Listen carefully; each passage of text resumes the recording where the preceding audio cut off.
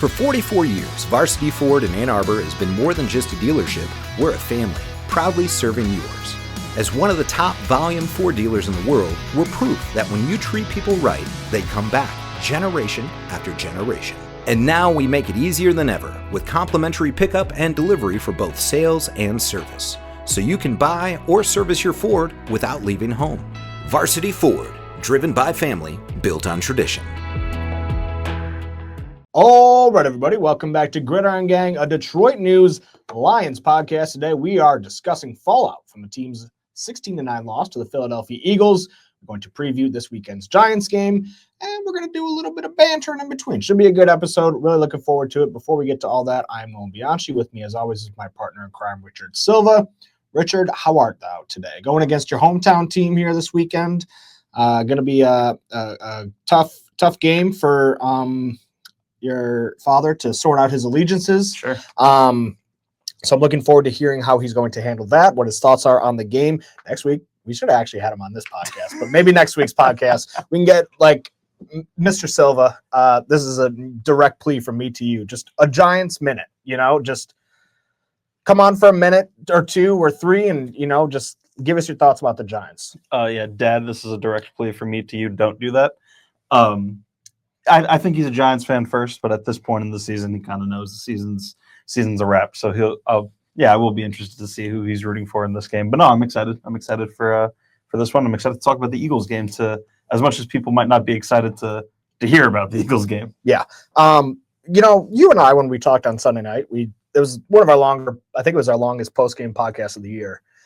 And we were kind of pretty down on just this team and what it could do in games like that, and because of what it's done in games like that so far. I mean, outside of the Baltimore Ravens win in week 3, they've kind of fallen short in all of these big primetime high-stakes matchups. I guess Tampa Bay could count as a win as well, but that's a team that looks like it's regressing a little bit, kind of in the same boat as the Lions. Mm-hmm. And so it's been week 1 against the Packers, week 6 against the Chiefs, and, week 11 against the Eagles, where they've played a team that you get the sense is going to be there in the end, but the Lions just didn't match up for a variety of reasons. Right. Do you want to jump into the Eagles game? We'll do a quick little recap, see what the film review said and all that. Yeah, because I think one of the interesting things about this film review and just this reaction to this game in general, right, is like it feels like there were a number of different factors that contributed to the outcome of that game. Like I do think the wind probably played a factor more than anybody is willing to let on, and that's not an excuse. Both teams played in it, but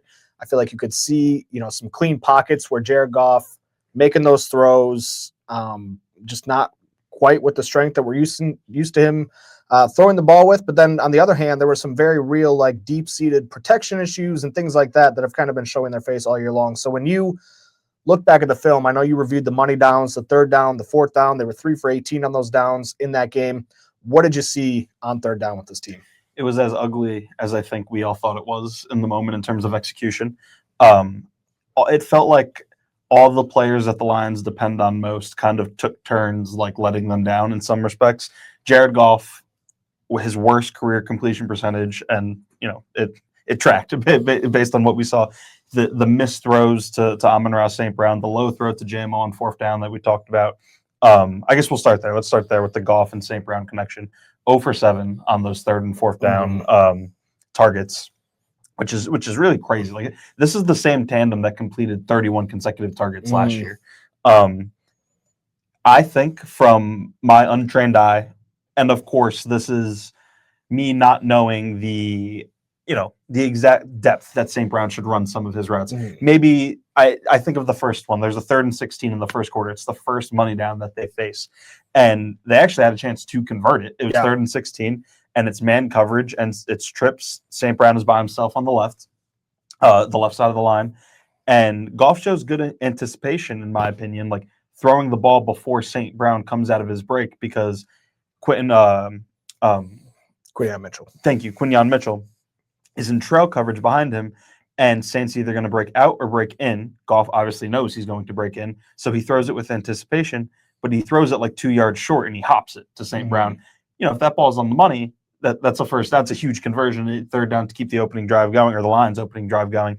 And again, I don't know. Maybe Goff was right, and maybe St. Brown should have ran that route a yard and a half shallower. Mm-hmm. I don't know, but it got short hopped to him regardless. Yeah. There was times later where I think of the 4th and 3 where St. Brown runs an out route, and it appeared like it was a choice route where it's like St. Brown decides based on the coverage where he's going to go, and Goff is reading the same thing, and it looked like they read it differently, right? St. Brown went out on his route, and Goff threw it. It looked like maybe it should have been like in Goff's brain, he was anticipating like a hitch route or something like that, and he doesn't. He throws it to one spot. St. Brown runs to another. Again, I don't know exactly what they're reading, but it did seem to me that the out route, that there was more open field in that direction, which would lead me to believe that St. Brown was the correct one in that instance. There's I think another 4th down over the middle of the field where Goff expects St. Brown to sit in the open area. St. Brown keeps going on his route. St. Brown beat Cooper DeJean. Again, I don't know what their keys are on that play, what they're supposed to be reading. I will say, a lot of times you see when a player is sitting, it's against zone coverage, and against man, you don't often see, a guy sitting down. They're playing man. Cooper DeJean was in man on that play. So I'm not comfortable saying it was all on Goff or it was all on St. Brown or this or whatever, but the bottom line is those two were not on the same page, and that was as much of a reason for all the money down struggles as anything else. And I think the one thing that's hard with that connection not being off in terms of where to assign the blame and trying to diagnose what has gone wrong is that those are both two phenomenal players. And when they're playing together and they're playing catch between themselves, neither of them is ever wrong. It feels like at times. You mentioned the 31 consecutive passes that were caught last season, and just with some of the struggles that St. Brown has had, just catching the football. He's had a couple drops lately, more really drops in the last few weeks, and 5 this season than we're used to seeing. I think his whole career. Did you look that up? Something along those lines? I didn't, but I know he's had like 2 every year, and now he's at 5 this year. Yeah, and so that's uncharacteristic of him. So I think he gets a little bit less benefit of the doubt in just when you're just saying whose fault is this for this connection going bad. But then, of course, I mean, Jared Goff obviously deserves his fair share of the blame as well, because like you mentioned, there were times where he's throwing from a clean pocket. And I think that first one that you mentioned, I think it was like 3rd and 17, and Goff kind of threw it right to the sticks, and who's to say? Like they're both so good. They both have so much knowledge of the scheme. That's why that one specifically, I was like, that feels like a wind thing, like that's true. One of his first, I think that was his first like throw of the day where he really drove the down football. The field, And I just wonder if that was just a little bit off, but obviously there were 7 of them, so it's hard to know. What you said about the fact that it's them is very true, and what makes it hard to parse through. Because, like, just being honest, if Jared Goff had some miscommunication with like Isaac Tesla, I'd be like, okay, like surely it's the rookie's fault. Surely it's not Mr. Perfect's fault. Like Goff, who's always right about everything. But it's difficult when it's St. Brown. It's like, well, both of these guys are always right, and they were wrong like 5 times. So it's hard to discern. It's like everybody's favorite celebrity couple having like relationship issues, Yeah. I think the offensive line was a little bit of a problem as well. Not a little, it was a problem as well. A couple plays just to highlight. Everyone knows the Brock Wright breaking open for a touchdown play. Panay Sewell lets up a quick pressure to Jalen Phillips. Maybe you'll say if Goff is going to be described as a high-level quarterback, so it's a throw he's got to make. Regardless, it was made much more difficult than it had to be if Panay Sewell didn't just get beat cleanly by Jalen Phillips. I think Panay Sewell might be dealing with some injury stuff that's slowing him down a little bit, which is probably fair to say, but it's also fair to expect him. He has these high expectations for a reason, right? He's Panay Sewell. And you expect him to never make these mistakes, which goes back to my first point. It just felt like all these players that they depend on all the time took turns having mistakes. I think the O-line showed up in a bad way in the run game on these 3rd and 4th downs, these 3rd and shorts that they couldn't convert. And again, it was a little bit of everyone, where Graham Glasgow, maybe not so much in the run game. There was a couple pressures that Graham Glasgow let up that I highlighted. But I mean, like, Tristan Colon had to replace Tay Ratledge on one play, or a handful of plays. And there's a 3rd and 1, and Colon gets beat by Jalen Carter, which To be fair to Tristan Colon, that's an extremely a lot difficult, of people get beat by yeah, Jalen that's an extremely difficult matchup. Dan Skipper, they came in a jumbo package on that play, and he kind of get knocked back. He loses ground to Jalen Phillips a little bit. The 4th and 1 that they ran on the very next play after that 3rd down, this is early in the second quarter now. Taylor Decker, it appeared, had some level of breakdown. And again, I go back to, we don't know 100% because we don't know the responsibilities on every play, but how I wrote it is like we can use context clues. And at one point in this play, Moro Ajomo, the defensive lineman for the Eagles, ends up getting blocked by Amon-Ra St. Brown, who he has 90 pounds on. I think it's safe to assume that's not the design of the play for that matchup to happen. And it appeared that Taylor may have erred on that 4th down. Coyote Awashika got knocked back by Brandon Graham on that play. Mm-hmm. So it was really a breakdown on a lot of levels. And I wanted to touch on 2 more things. Did you have any input about the offensive line before I moved on? No. So I had an observation and then a question for you. Okay. The observation was, I think in other games this season, early down efficiency was a problem in terms of, they weren't setting themselves up well on 3rd down. Mm-hmm. They're facing a lot of 3rd and longs.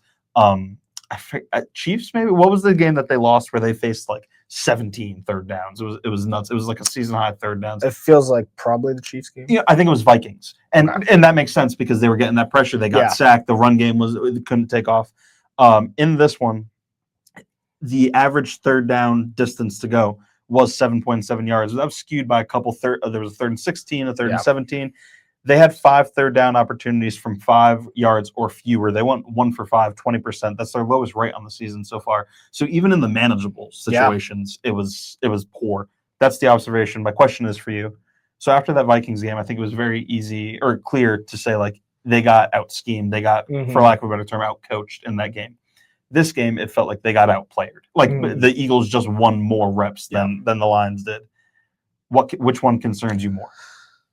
That's a good question. I would say it's probably the personnel. And what's interesting is after that Vikings game, it was kind of a weird tone in Allen Park. Guys were coming to the podium and nobody was really pointing the finger, but between head coach, offensive coordinator, and the players, there was kind of a disconnect on what the root problem was from that game. And I think to a certain degree, they were probably all correct. Sure. And I would say what's more concerning, I think it's definitely the execution part of it, because there have been so many times in this season where it has come down to execution. And John Morton even said that when after the Vikings game, where I think that comment might have been inappropriately timed because of the fact that they, got so out-schemed in that Vikings game. But I think in a general sense, that is an appropriate way to describe what has happened to this offensive line all season against talented fronts, against fronts like the Chiefs, like the Packers, like the Vikings, and like the Eagles. I mean, there was a play early in the game where, and I don't even know what he's supposed to do. Tate Ratledge, the ball is snapped, and Jalen Carter has him on his back, staring into the sky and drawing a holding penalty within like 0.3 seconds. Yeah. Those guys were college teammates at Georgia, so I think Tate Ratledge knew what he was up against in that sense, but it's still just like, man, like what do you do to fix that? Like that, I don't necessarily know that that's fixable. And I think for the most part, like Tate Ratledge has been probably maybe the better pass protector out of the 2 guards between him and Mahogany this season. But at the same time, like I think he's still showing a lot of the ups and downs where, we don't judge players like this, but if you go to their PFF grade, like the variance is just like green, red, orange, green, red, like, and it's just like kind of all over the place and just not knowing, I think earlier in the season I said like, oh, you don't know which version of this offensive line is going to show up. Now I feel like I have a pretty good idea of which offensive line is going to show up just based on the personnel they're going against. Is Chris Jones over there? Probably not going to have a good day. Is Jalen Carter over there? Probably not going to have a very good day. Is Micah Parsons, Lucas Van Ness, Devontae Wyatt, like are those guys over there? Probably not going to have a good day. And that is the thing that I find most concerning coming away from this game is pretty much every time that they've had an opportunity to play a talented front like that.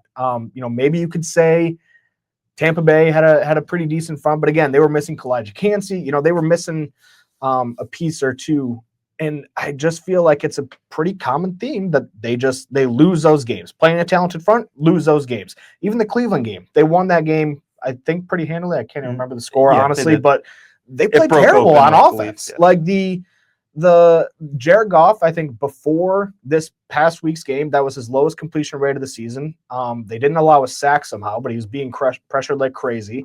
And the run game wasn't very good in that game either. And so I think it's all starting to clarify a little bit is when they play these teams, they do not have success. And I think that is just the most concerning part to me going into this back half of the season. And like this whole time, I wrote this in my final drive on Monday, but like I've been a pretty big believer in the idea that this will sort itself out, that they will find a way to get back on track and all of these things. But now that I sit here, my prevailing thought is just I don't see them winning 4, or let's say they get the 1 seed, 3 games against those kind of fronts in the playoffs. And you're going to see them every round once you get to the postseason. I thought you put it best in your final drive when you said, and this goes to the point that you're making, where I think when they get out executed rather than out coached, it's more concerning, is that, sorry, I lost my train of thought for a second. You put it in your final drive where Dan Campbell has earned the benefit of the doubt. And I 100% agree. Like, so when you talked about him taking over play calling, I was like, he's got this. And you saw it against the Commanders. And I thought he called a good game against the Eagles. I thought there were plays to be had and the players did not make them. The offensive line does not get that same benefit of the doubt because it's a new unit. Like, you know what I mean? This isn't Dan Campbell's, the offensive line that Dan Campbell's had for 3-4 years running. It's year 1 of this offensive line. I know the tackles are the same. I know Graham is still around, but with Graham switching, it's 3 new plays. 60% more of the offensive line is different than the same in Campbell teams. And not just different, but you have a center who struggled last year, point blank period, and 2 new guards. And so it's not like you have anything to lean on in terms of like confidence and that they're just going to be good when it matters. Me and you were having a discussion about, did you have more to say about the final drive? I didn't want to. No. That's pretty much it. So me and you were talking yesterday. We were just chit-chatting about, we saw like a prevailing thought, or not prevailing. Maybe some people were saying out there that they were getting on Brad Holmes for not properly addressing the offensive line this offseason. And me and you kind of agreed. I don't really know what there was to do once Frank Ragnow retired. I think Ragnow retiring threw a wrench in everything because you weren't replacing either tackle. You spent a top 75 pick on a starter on the inside. I thought Mahogany earned his role last year in the games that he played, and they clearly felt really good about him. And I mean, you can say like maybe they should have went out and signed a center, but me and you were looking at or another guard, and you move Ratledge to center or something like that. But me and you were looking at like some of the centers that were available in free agency, and there's 8 guys that signed for more than what the Lions gave Tristan Colon, who that was their center addition, so to speak, and less than what the Vikings gave Ryan Kelly. They gave him $9 million a year. The Lions, I don't think that, which is I think what Frank was making. Somewhere in that range. I'm not 100% sure. I know that's what like Zeitler got from the Titans, and the Lions were unwilling to pay that, so they weren't going to go that high. There was 8 guys that fall in that range: Coleman Shelton to the Rams, Garrett Bradbury to the Patriots, Bradley Bozeman to the Chargers, Dakota Shipley to the Cowboys, Lucas Patrick Bengals, Josh Myers Jets, Danny Pinter Colts, Will Clapp Saints. I'm not sure if any of those guys are playing better than Graham Glasgow is this year. So it's like, I don't know what exactly the move was to be done to address this offensive line. I think it's just unfortunate for them that Frank Ragnow retired. Yeah, 100%. And you know, I don't know if you just touched on Dahlman there, but you know, there were 2 guys, Dahlman and then Ryan Kelly, who did get the bigger bucks. They signed first day of free agency. I'm pretty sure both of them signed first day of free agency. That's not a move you can make when you're unsure of if Ragnow's status. Back. And maybe you can make the argument you could move one of those guys over to guard or whatever, but like you're not investing that money not knowing where that guy is going to play. And I think, you know, from a draft standpoint, they went out and they got 2 guys who they really, really liked. I know I've mentioned this before, but I think Miles Frazier, like against the consensus board, was arguably the biggest steal that this team had on draft day. How are you gonna prepare for him to hurt his knee, the first major injury he suffered in his entire football career, been playing since he was 5 years old, and he has to miss 8 months or whatever it was. How do you're not planning for that. And so I think it was more like 6 months or whatever, Sure. but I digress. And so like you have all these new guys who are going to, you could say, okay, between Mahogany, Ratledge, and Frazier, those three are going to compete for 2 guard positions, and throw Graham in the mix and say those 4 guys are going to compete for 3 positions. Then all of a sudden, Miles Frazier has to miss all of training camp with a knee injury. He just, gets back to the practice field a couple weeks ago, and you're really kind of just left with no choice of you got these 3 guys who need to be your starters, or otherwise you're going to play a guy like Coyote Awashika, who we know they think of as a reserve. Obviously they like him a little bit because they've kept him around, I think, for 4 years now or whatever it is. But it's like, I think that kind of tells you where they're at. And I completely agree with just an unfortunate timing on everything. And yeah. And this isn't to absolve the offensive line, because for all the reasons we touched on earlier in the episode, the offensive line has its problems. The point that I think we're trying to make is that I don't think it's easy to say like it's anyone's fault. Like, I don't think anyone is really gonna blame Frank Ragnow. Frank Ragnow made a decision that was best for him, and I'm sure that he had kept the Lions front office and Dan abreast on the situation. I think, they didn't know that he was going to retire 100%, but of course, I mean, it's been discussed for the last 3 years. Like, they knew it was on the table in some capacity. I don't think Frank Ragnow walked in to the Lions facility on whatever day and said, "Hey guys, you're never going to see me again." Yeah.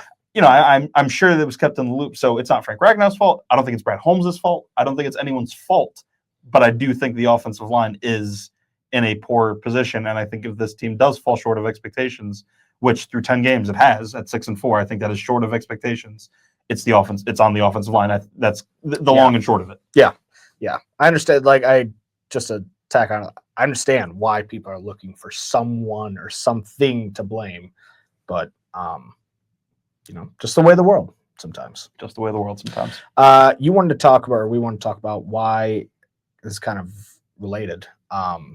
Dan Campbell's not panicking. And I asked him point blank on Monday. I said, what gives you the confidence that this offensive line is going to be able to turn things around and put together 3-4 good playoff appearances come 2 months from now? And he's like, it's the players. He is talking about the guys. And, when you talk about this team as a whole being in a 2-3 stretch, it's kind of falls back on that as well. Mm-hmm. All these players that they got, the guys who have been letting them down, who haven't been letting them down historically, those are the guys that need to step up and do something about it. And they're 2-3. They've lost 3 games in a 5-game stretch for the first time since 2022. So this is, I think it's fair to say, the worst stretch of Lions football that we've seen since they turned a corner. Now, I will say there was a stretch in 2023. They went towards the back half. Okay, they went 3-3 in the back half of the season, and it kind of felt pretty similar to right now. I wrote about that today, and I wrote about that stretch where they lose to the Packers on Thanksgiving, a game they probably shouldn't have lost, and then they go to Chicago, and prior to them losing to Minnesota this year, that Bears loss was probably like the most unexpected loss, where it's like, the Lions have been so good at beating teams that they're better than. Yeah. And that was one of the rare times that they didn't. And then the third loss in that stretch was the Cowboys, where that was just, the whole debacle there. I will say that they closed that season after the Bears game 3-1. And then we all know what happens after that. They march to the NFC Championship game, and then they lose that game. So you would probably know, because I was not here like in the building or covering this team, but like, how did that feeling compare to now? Because now it does kind of feel like what you said, where it's like, I don't think that this offensive line, or in general, can string together 4 games against playoff caliber opponents. How did it feel like then? Because they did prove, I mean, they're second half away from going to the Super Bowl. Like, they were good enough to win the Super Bowl in 2020. Well, it was a tremendously different vibe in the back half of that 2023 season, because they'd yet to accomplish anything. They'd yet to win a division. They'd yet to clinch a playoff berth under the Dan Campbell era. They've yet to do all those things. And so I think, honestly, a lot of the energy once they started going 3-3 down that stretch was like, oh, here they are, same old Lions. A lot of that. And then they just went back to Minnesota. They shut the door to win the division, and that was kind of all she wrote. But that, you know, I remember it was like the secondary that really was in a bad spot kind of in that season. That was in the defense as a whole, the pass rush, everything was kind of a big question mark on that side of the ball. And so I think there was more of like an existential dread, and this is more of an anger because the expectations are different. And you know, I'll never forget after that NFC Championship game, what I said on the post game like video I did with Justin Rogers. I said, it'll never feel like this again. And not just the wins, you know, the playoff win over the Rams, you know, the win over the Buccaneers, going to the NFC Championship, all that, obviously, that was new. But even like just the regular season as a whole, like it was a little bit of a double-edged sword because, like I said, there were so many people just expecting the bottom to fall out because they've watched this team for so long.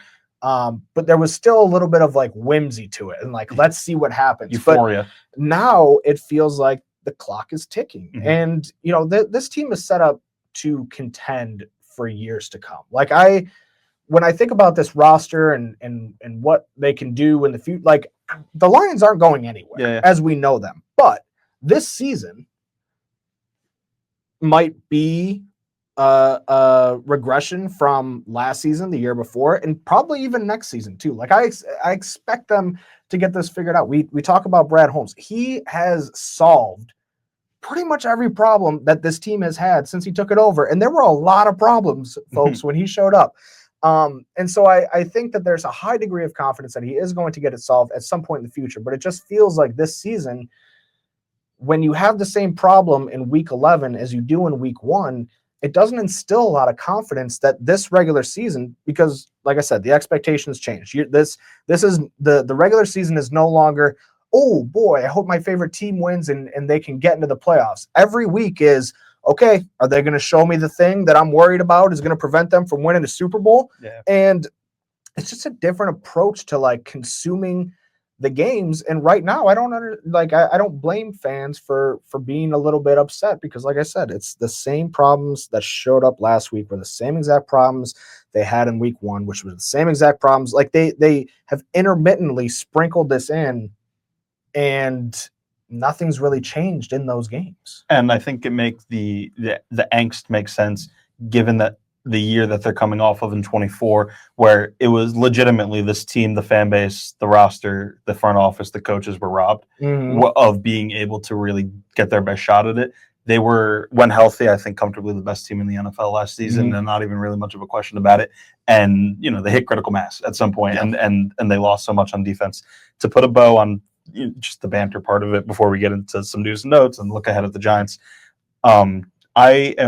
something that I'm going to be watching for the rest of the season is there some sort of philosophy change from Dan Campbell? Because we've heard him talk about, he said it this week, he said it previously in years past.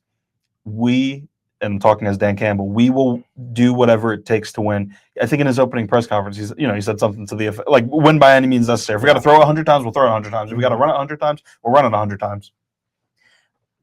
I think that, he means that. Obviously, he's here to win. But I think Dan Campbell's an offensive guy, and his, instinct is to lean on the offense. Yep. And I'm curious if that changes now, because it does feel like the defense has usurped the offense as the better half of the ball through the first 10 weeks of the season. So I wonder, and what I mean by philosophy change is, coming off a game like this where they go for it 5 times on 4th down, I wonder if they don't do that, and Dan Campbell's going to say, I'm going to put my defense in position to succeed and to hold teams to 17 points a game, and that's how we're going to win moving forward. And to simplify that even further, it's Dan Campbell saying there's X amount of high leverage situations per game.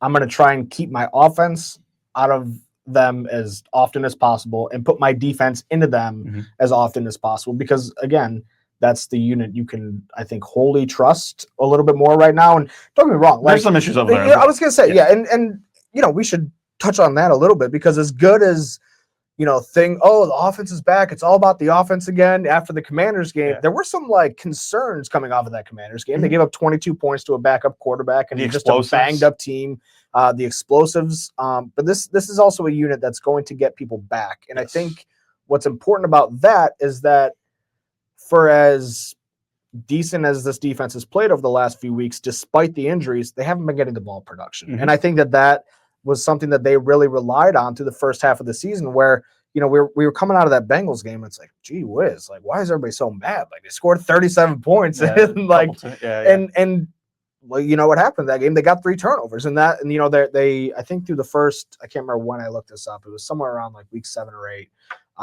week 6 or 7. They had the second best average drive start in the NFL because of how often the defense was forcing turnovers. And that played a huge factor in them being able to score. Now, it wasn't all the time. You think back to the Baltimore game, they went 98 yards. They went 96 yards. So, like, I think that's the frustrating thing about them is they have shown the ability to do all of that, but I just completely got sidetracked and just am talking about offense again. But yeah, I think this defense needs to be the aggressor, the ones playing on the front foot, and not saying you don't want to be aggressive on offense, but just whichever way the wind is blowing defensively, like that, you kind of let that take the wheel. You talk about the ball production. I think getting Kirby Joseph back will help that.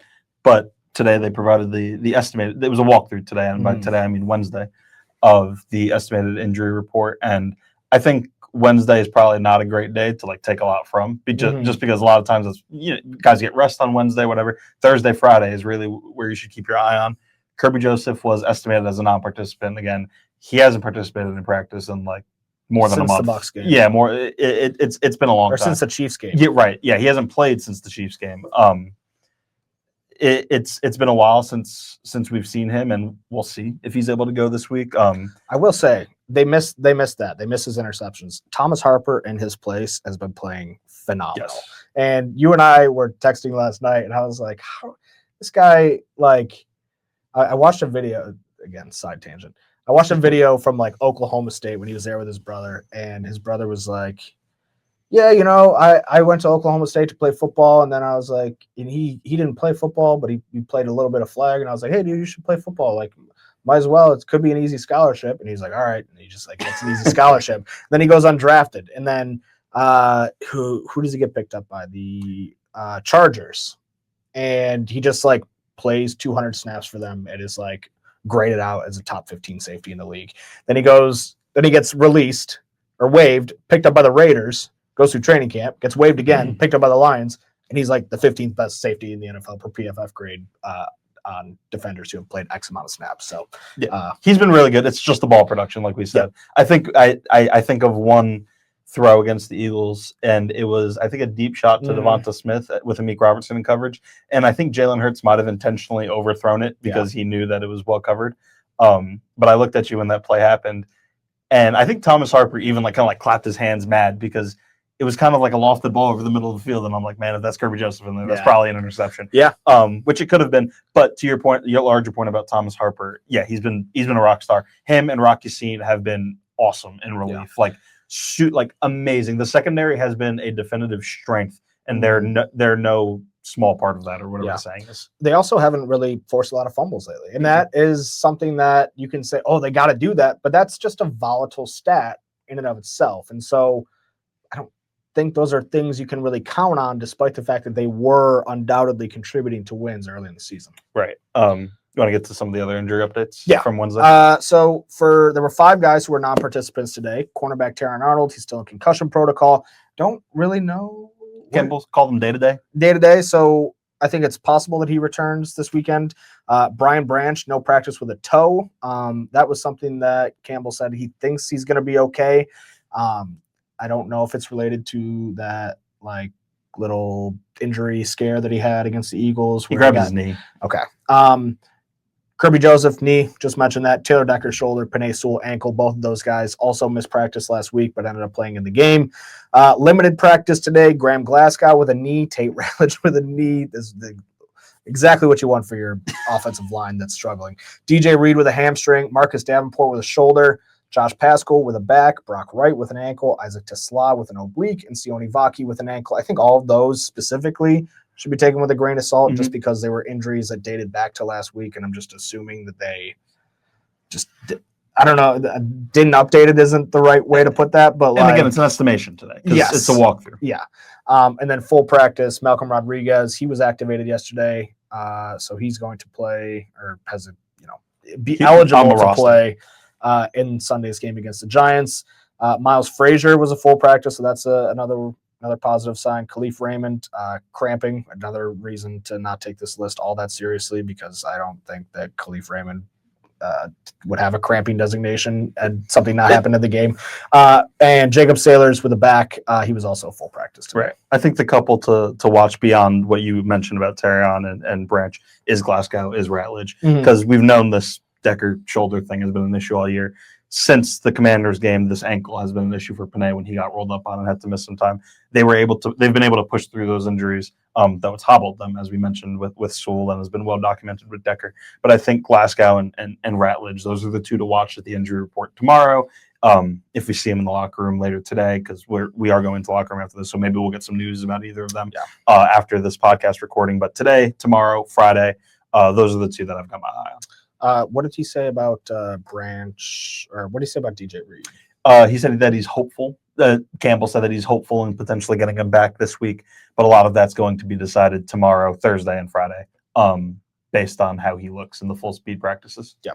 All right. Lions could really use some of those guys back. Like I said, Davenport, Reed, Terrion, Kirby, getting those four guys back, if they can get them back and stay healthy, I think will go a long, will only turn this defense up even more. And then Dan Campbell called it a championship style defense the other night, and I think it's still winnable. The ultimate thing, the Super Bowl is still winnable if you can count on that as like a top 3 to 5 unit, and they've shown glimpses of that in times. They certainly have the personnel.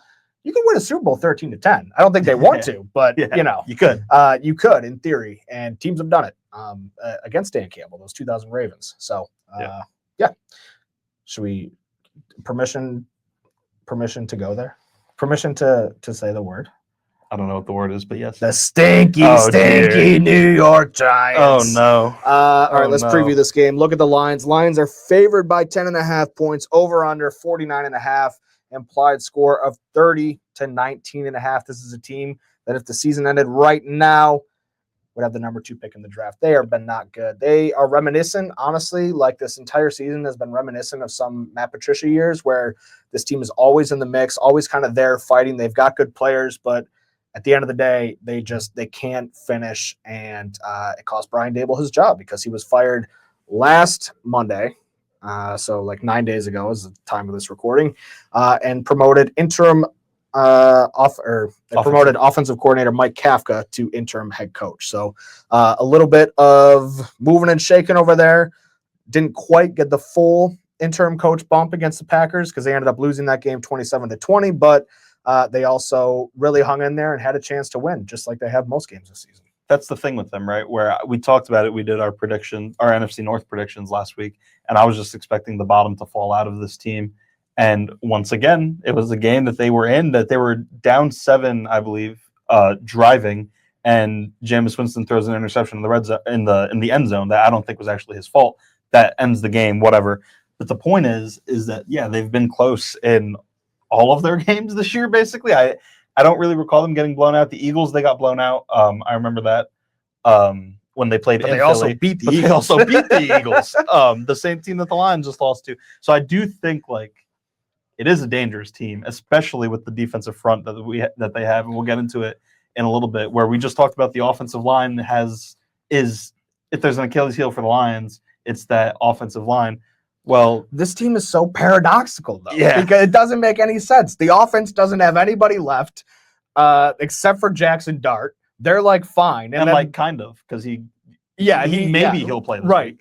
And the defense is just arguably the most talented front four in the entire National Football League, and they absolutely stink. They're 29th in points allowed, 29th in yards allowed, 30th in rushing, 22nd in passing. It's a mess over there. Yeah, and they're last in red zone defense. They're allowing 73.7% of their opponents' red zone trips are ending in touchdowns. But again, that defensive front, if we're talking about matchups and, what's that old saying that styles make fights, sirs? Yeah. Thank you. Brian Burns, I mean, I forget what his sack total is up to. He was leading the way for a little bit. Like He's got 37 pressures. Abdul Carter's got 35. Kayvon Thibodeau's got 32. Dexter Lawrence, who I think is maybe not playing Sexy Dexter. right, as well as he has shown in years past. He's up to 22, but still a really good player, obviously. Roy Robertson Harris is 14. Those are 5 guys on that defensive front that have 10-plus pressures this season. It's a really good front, and it's a front that I think can present issues where if the Lions are going to win this game, that is the path. Or excuse me, if the Lions are going to lose, the Giants are going to win. That is the path for the Giants to exploit this issue for Detroit. Offensively, this Giants team will be fun to watch. I think no matter what happens, whether it be Jameis Winston throwing the ball for this team or whether it is Jackson Dart, I just want to, I know I'm always looking for credit, and I know you love that. Mm-hmm. Who was the first person to tell you he was a Jackson Dart guy? You were probably quick to pull that trigger. I'm collecting the saucy young quarterbacks. It was him. I had Bo Nix the year before. I pulled Baker Mayfield off the scrap pile. I adopt one quarterback per season. I'm collecting them like Infinity Stones, and yeah. Yeah, Baker was your I'm guy. on fire. Yeah, Baker was your guy early last year, and Bo, and then now Dart. We'll see if Dart plays this week. He's in concussion protocol similar to Terron Arnold, where we're not really sure. Excuse me. But I think even Jameis Winston, I think Dart is more like lightning in a bottle kind of thing, where he can on any given play can be like, oh my goodness, just pull something out of That's thin air. my kind of guy. Yeah. Jameis Winston has some of that. Consistency is overrated. Yeah, and consistency isn't exactly a word I'd use for Jameis Winston either. Yeah. But I think maybe a little bit more consistent. Regardless, I think Winston maybe will be a guy that will threaten a little bit more down the field and explosive plays, which we just mentioned was an issue against the Washington. Yeah. They gave up, I think, 3 receptions of 30-plus or something like that, and multiple of 10 to 15-plus. Whereas Dart, I think he'll present more of a moving target issue, which this Lions defense has done a relatively good job against this year. But that's the issue that Dart presents. I have a question. I have an answer. A lot of Lions fans going to this game this weekend. When you go to a game, you want to see good players from the other team. That's part of the appeal of going to a big game, getting to see Patrick Mahomes, getting to see Travis Kelce, those guys. Cam Scatterboo. That sucks. If he was playing in this game, would objectively give the Giants a better chance to beat the Lions. Mm-hmm. Do you think there are any Lions fans out there who are going to the game and disappointed that they're not going to get to see Cam Scatterboo? Maybe a little bit. I was wondering about that. Maybe a little bit. I would be, I think. I'm disappointed that we're not going to be able to watch Cam Scatterboo. He's another guy that's like lightning in a bottle. Yeah. That you never really know what you're going to hit. Funniest guy in the league. Yeah, he's very funny. Yeah, he's a Twitch live streamer. Yeah. He live streams his games. Can I give you a stat about the defense, about the Giants defense real quick? Absolutely. So today, Paulson Adebo's missed the Lions last 4 games. Giants last 4 games. Thank you. Missed the Giants last 4 games. He's the corner that they signed this offseason from the Saints. Cordell Flott, the other guy opposite him, did not practice today, Wednesday, for personal reasons. So we'll see if that gets resolved or whatever before the game. But the bottom line is Paulson Adebo has not played in 4 games, and he was, again, a DNP with a knee issue today. So in his place, the Giants on the outside have been starting playing Corey Black or Deonte Banks, the former first rounder, if you remember from a few years ago. Oh, yeah. So there have been 132 cornerbacks in the NFL this year. This is all per PFF that have played 100 or more snaps. Okay. Can you guess where Deonte Banks ranks in passer rating allowed? Last. Second to last. Can you guess where Corey Black ranks in passer rating allowed? Last. They have the 2. If you're just going off passer rating allowed, they have numbers 131 and number 132 in that stat. They're a problem. Yeah. So if Adebo doesn't play, for them, yes. If Adebo doesn't play, I think that is something this Lions team could exploit. Maybe a big day for Jameson Williams. There we go. It's all. You know what? It's never a bad day to have a big day for Jameson Williams. No, he had a decent day the other day. It's funny. He's back up now. I think his 17-game average is 955 yards, which is 50. It's still less, but it's 50 less than he posted last year, and he did it last year after missing 2 games. So obviously last year was more productive, but I will say that he, after a few games of heating up that Commanders game, this past Eagles game, he's kind of right back to the Jameson Williams that we were expecting. I have a little bit of a take. It's not even really a take. It's more of just an observation. He is like, for everybody talks about, the downfield threat, the crossing routes, all that other stuff. Jameson Williams, I think, is the best, most intriguing player in the NFL with his back to the defender. I brought this up during the game. Nobody in the NFL is more exciting when they catch one of those little comeback routes and they can't see the defender. It's like watching Harry Houdini escape from under straitjacket underwater. Yeah, no, I think he always gets away. Always. I think he's good at that because the corner or whoever's defending him has to guess, and JMO seems to have a knack of making that guy guess wrong. I want to ask him this week, are you guessing? When you get past that guy, do you feel like, oh, I guessed correctly or I chose correctly? Or do you feel like it didn't matter which way you were going? You just weren't. Yeah. Because I feel like it's probably the latter, but I don't want to speak for him. So yeah. I'm curious of that answer as well. All right, let me pull up my my weekly North? NFL picks here. But Richard, while I do that, why don't you tell me what you got going on this week? So we've got Lions minus 10.5 versus the Giants at Ford Field. I am going to pick the Lions, and I know what I said about the Giants last week, where I was like, I really feel like the bottom's going to fall out, and then it really didn't. I still think that they have a ton of issues, even with that talented front four. They're still middle of the pack in pressure rate this year. So I'm going to pick the Lions to win and to cover. To win, definitely. This would be must win. Yeah, this would be the worst loss in a long time if they lose to a team like this, especially in a season like this where they need to start stacking these wins. You only got 7 more games left, and you're on the outside looking in right now of the playoffs. I'm going to pick the Lions to win and cover. I think there's urgency. The Lions are coming off a loss, so I'm going to pick the Lions there. Couldn't have said it better myself. Thank you. Bears minus 2.5 versus Steelers. Usually I do these. I when I set these up, I do it in so I do the Lions first and then the order of the NFC North.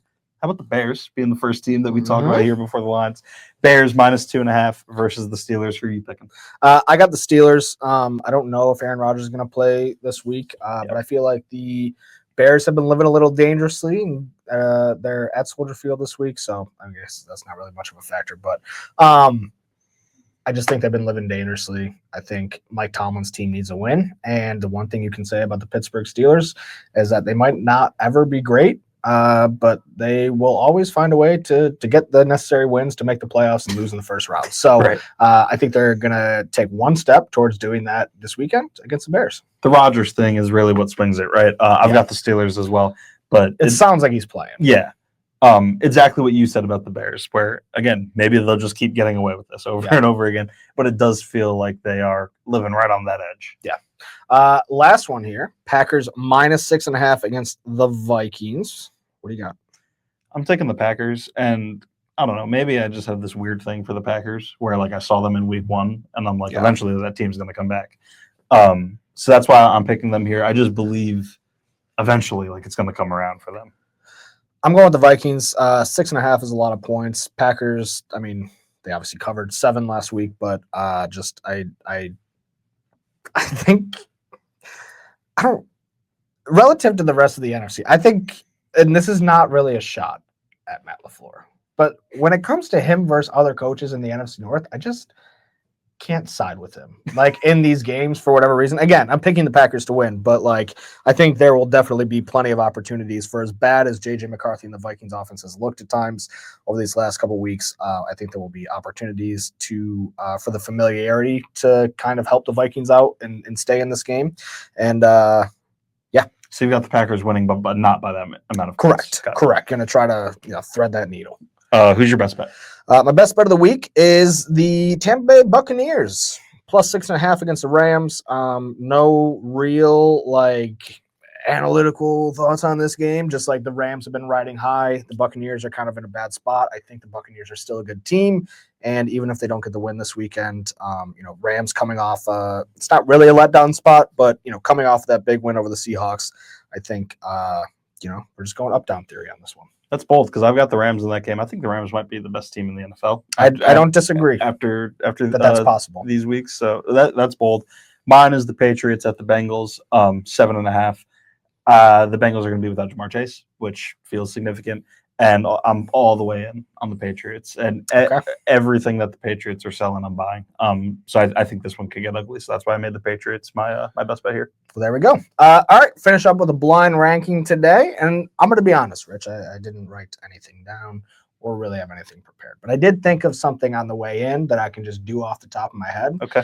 And I think you're probably not going to like it. But, okay. Being that the Lions are playing the New York Giants this weekend, I wanted to know how you would rank the most annoying New York fan bases. Because if there's one thing that we know about New York fan bases, it's that they are annoying. Are you ready? Yeah. All right, 1-1, or first one. We're going to go with the New York Knicks. Where do you rank New York Knicks fans in terms of the most annoying New York sports fans? So just for full transparency, I am a Knicks fan. I will say that I've been. So one. Yeah. They're my number one. You know what I'm saying? And I say fan lightly because whenever as I get older, I get busier, so I don't really watch like that. I grew up rooting for the Giants, Yankees, and Knicks. I'll say that. Yeah. For context here, front runner. Real front runner team. I think there's a lot of similarities between Knicks fans and Lions fans, like downtrodden franchise, and then when they finally were able to come back, it was like a little euphoric. Like you remember when the Knicks played the Hawks in that series a few years ago, everyone was rooting for the Knicks. The whole world was rooting for the Knicks, and then now that they've been good for a little bit, it's a little bit less of that. I think something similar is said for a Lions team. I think the Lions had a little bit more runway of people liking them for sure along the way. For sure. New York has exactly one playoff series of goodwill built up before they typically ruin it. For sure. I'm going to put Knicks fan base. Honestly, it's going to be 4 or 5. I'm going to be honest. Wow. I'll put 4 because whatever it does get to a point. You can only bing bong. He's staring in the mirror over here. You can only bing bong for so long. The videos get a little much at times. Number 2, we'll go with this weekend's opponent, the New York Giants. Giants. I think Giants fans are kind of funny. I'm going to be honest. I do too. My one guy, Kayvon Ojulari. His new name is Evan Knows Ball, the world's biggest troll. He's fantastic. Because I think Giants fans the Giants have stunk for a long time, and I think they've been 2-8 in 4 of their past 5 seasons or something like that to start the year. Fans are just kind of over it, and they're funny, and they know that the team's not very good. The Giants. I think they you put them 5. I'm putting Giants at 5. I also think the Giants are 5. If you didn't know any better, you would have every single ring that the Yankees have won. Like those fans will tell you. Giants fans, you would have no idea by the way they act about their team that they have won 2 Super Bowls in the last 15 years or 20 years. Yeah, no, absolutely. Because even again, speaking as someone that grew up rooting for that team, Even that felt like you stole something. Yeah, it didn't feel like that was earned. Yeah, like it felt like you just got hot. Like yeah, it's like I can't believe that just happened. Yeah. I'm putting the Giants at 5. Obviously, a city with a lot of teams, so there's we're gonna have to double up somewhere. I think we should double up with football. I'm gonna give you the Jets. Jets fans, they're kind of in a similar boat with the Giants, where it's like they stink. They've stunk for a while and they kind of know it. Yeah. I think they're less annoying than Giants fans, but maybe. So I'd probably put them at 3, which I'm leaving my 1 and 2 spot open. We'll say I'm assuming you're giving me the Yankees, and again, grew up a Yankees fan. I'm still a Yankees fan lightly. My dad is much more of a Yankees fan than I am. But they're going to be one of my top 2 spots, assuming that's what you give me here. Yeah, we'll go Yankees next. Yankees next. You got to find a place for them. I'm going to put the Yankees at 1. And listen, again, I say this as a Yankees fan. But yeah, I'll just leave it there. I'm putting the Yankees at 1. All right, I'm trying to decide who you are leaving this open for, because there's clearly a team. I want to say you're leaving this spot open. I don't think I can give them to you. I gotta give you a hockey team. I wanted to give you the Mets, Can I say? but I'm gonna give you the Rangers. Let's go 6. Actually, let's go 6. All right, so we'll add a. Well, I don't know. Rangers fans are pretty harmless. I think That would change my whole list. that's if I had true. 6 That's spots. true. That's All true. right, who are you giving me? Rangers or Mets? Let's go. Because there is a team that I would like to put here. It's the Mets, isn't it? No. Is the Nets? Yeah, I feel like Nets fans are like annoying. Like Nets fans don't exist to me. yeah, but even like the few that do, like I don't know, like the whole KD Kyrie thing that happened like a few years ago, and it was like they felt like they were on top of the earth, and that lasted for like 80 total games, and it's like I just remember like the New Yorker had a magazine front cover of KD and Kyrie, and basically saying like how like the Nets now run New York City. I'm like, enough. Yeah. Like, all right, Yeah. you're not. No, you don't. Plus, there's probably something in the New Yorker in you that's like, I can't get behind something that was from New Jersey, technically. Sure. Yeah. So who are you gonna give? Are you gonna give me the Nets? Or can you? I'll give you the Nets. I'll give you the Nets. I'll let you pick your own. own adventure. Where would you put?